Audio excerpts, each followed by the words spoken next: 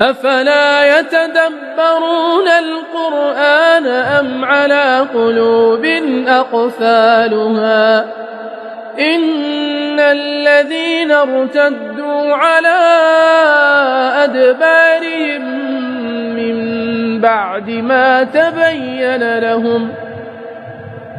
من بعد ما تبين لهم الهدى الشيطان سول لهم وأملى لهم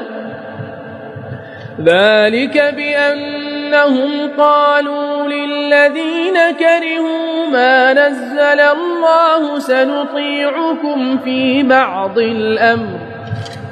والله يعلم إسرارهم فكيف إذا توفتهم الملائكة يضربون وجوههم وأدبارهم ذلك بأنهم اتبعوا ما أسخط الله وكرهوا رضوانه فأحبط أعمالهم أم حسب الذين في قلوبهم مرض أن لن يخرج الله أضغانهم ولو نشاء لأريناكهم فلعرفتهم بسيماهم ولتعرفنهم في لحن القول والله يعلم أعمالكم ولنبلونكم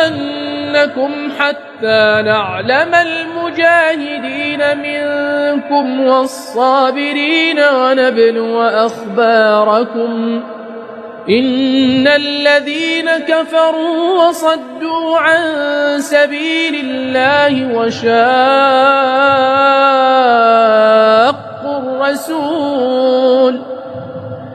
وشاقوا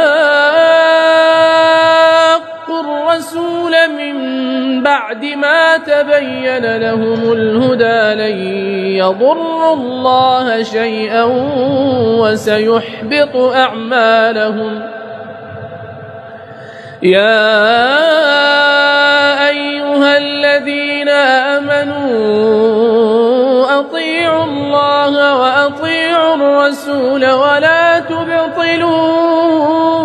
أعمالكم إن الذين كفروا وصدوا عن سبيل الله ثم ماتوا وهم